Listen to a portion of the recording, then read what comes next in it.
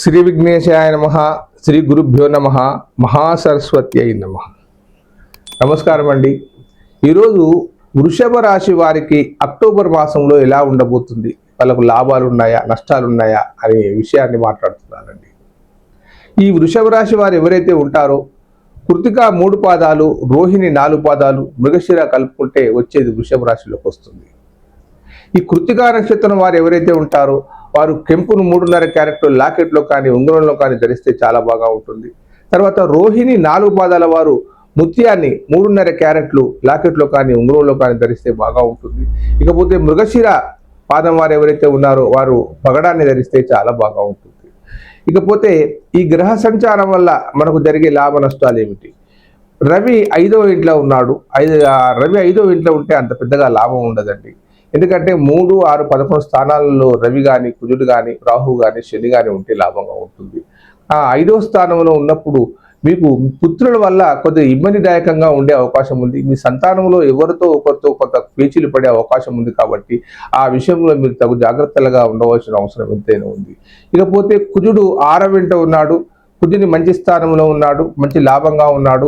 అతని వల్ల శత్రువుల నుండి వచ్చే సమస్యలు ఏమైనా ఉన్నా కానీ, మీ వ్యాపార రంగాలలో ఏదైనా సమస్యలు ఉన్నా కానీ, పోలీసు తగాదాలే కానీ, కోర్టు వ్యవహారాలే కానీ అవన్నీ ఉంటే తీరిపోయే అవకాశం ఉంది. మీరు ఎప్పటి నుంచో చూస్తున్న మీ ఇంటి అద్దె విషయం కానీ, లేకపోతే మీ కిరాయి ఇల్లు విషయమే కానీ, దాంట్లో మీకు సమస్యాత్మకంగా ఉన్న విషయాలన్నీ తీరిపోయే అవకాశాలు ఎక్కువగా ఉన్నాయి. ఇకపోతే బుధుడు 6వ ఇంట ఉన్నాడు. బుధుడు 6వ ఇంట ఉన్నప్పుడు అంత పెద్దగా ఏమీ లాభించదు. మీకు రావాల్సిన బాకీలు రాకపోవచ్చును. ఆర్థికంగా కొద్దిగా ఇబ్బందిదాయకంగానే ఉంటాయి. ఇకపోతే గురువు 2వ ఇంట ఉన్నాడు. 2వ ఇంట గురువు ఉన్నప్పుడు మంచి లాభసాటిగా ఉంటుంది.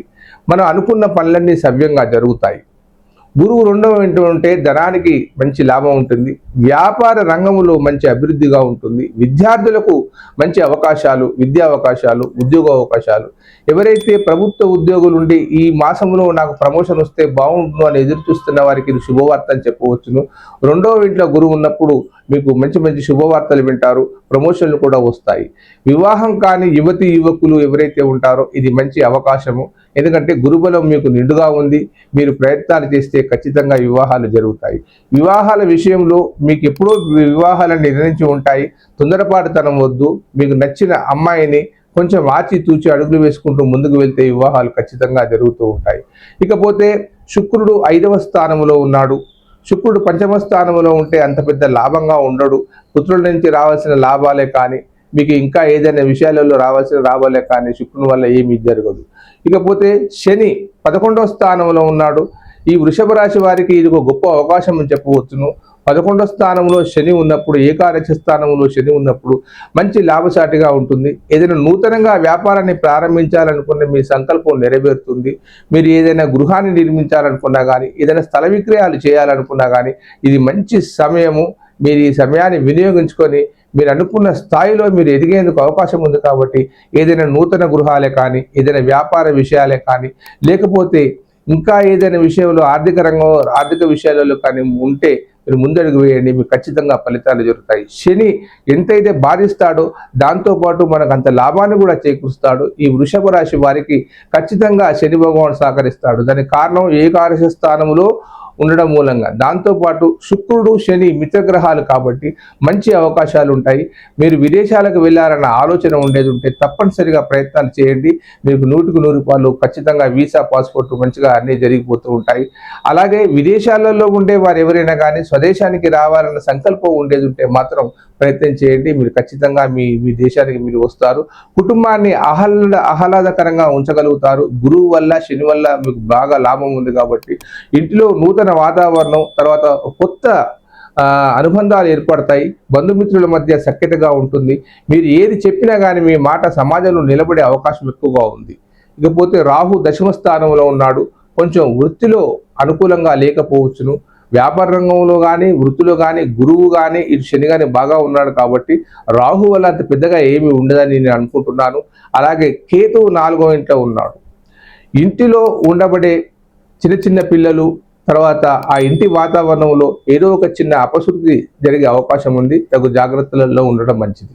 ఇకపోతే ఈ కృతిక 3 పాదాల వారు ఎవరైతే ఉంటారో వారికి రవి మహర్దశ నడుస్తూ ఉంది. ఇప్పుడు రవి మహర్దశ 6 సంవత్సరాలు, చంద్రుడు 10 సంవత్సరాలు, కుజుడు 7 సంవత్సరాలు, అంటే 23 సంవత్సరాల వారికి కుజ మహర్దశ నడుస్తుంది. తర్వాత 41 సంవత్సరాలు ఉన్న వారికి రాహు మహర్దశ నడుస్తూ ఉంది. ఇకపోతే రోహిణి 4 పాదాల వారు ఎవరైతే ఉంటారో వారికి చంద్రమహర్దశతో జీవితం ప్రారంభమవుతుంది. చంద్రుడు 10 సంవత్సరాలు, కుజుడు 7 సంవత్సరాలు, రాహు 18 సంవత్సరాలు, అంటే 35 సంవత్సరాల వారు ఎవరైతే ఉంటారో 17 నుంచి 35 వరకు రాహు మహర్దశ నడుస్తూ ఉంటుంది. అటు తర్వాత గురు మహర్దశ వస్తుంది, అది 51 సంవత్సరాల వరకు ఉంటుంది. మృగశిర 2 పాదాల వారు ఎవరైతే ఉంటారో వారికి కుజ మహర్దశతో జీవితం ప్రారంభమవుతుంది. కుజుడు 7 సంవత్సరాలు, రాహు 18 సంవత్సరాలు, తర్వాత గురువు 16 సంవత్సరాలు. 25 సంవత్సరాల దాటిన మృగశిర 2 పాదాల వారికి గురు మహర్దశ నడుస్తుంది. ఇది మంచి దశ అని చెప్పవచ్చును. ఇకపోతే గ్రహ సంచారం వల్ల మనకు జరిగే లాభ నష్టాల గురించి చెప్పాను. జాతకంలో మనకి ఏమైనా లోపాలు ఉంటే అవి సర్దిద్దుకోవాల్సిన అవసరం ఉంటుంది. మనం ఎంత కష్టపడ్డా కానీ, మన ఆర్థికంగా ఎదగలేకున్నా కానీ, లేదా వివాహాలు ఆలస్యం కావడానికి కానీ, ఉపాధి లేకుండా ఉండడం కానీ, లేకుంటే వ్యాపారంలో నష్టాలు జరగడం కానీ, అవన్నీ కూడా జాతకంలో ఉండే గ్రహాల వల్లనే జరుగుతూ ఉంటాయి. ఒకసారి మీ జాతకాన్ని పరిశీలింప తీసుకోండి. మేము ఇంత కష్టపడుతున్నాం, అంత కష్టపడుతున్నాం, కానీ మాకు లాభాలు రావట్లేదు అంటే దానికి కారణం ఖచ్చితంగా జాతకంలో లోపాలే అయి ఉంటాయి. మీకు అవకాశం ఉంటే ఒకసారి మీ జాతకాన్ని నాకు పంపించండి. నేను తప్పనిసరిగా పరిశీలించి మీకు సహాయం చేస్తాను. ఉంటానండి. మీ ప్రకాష్ కుర్ ఆస్ట్రో న్యూమరాలజీ. సర్వే జనా సుఖినో భవంతు.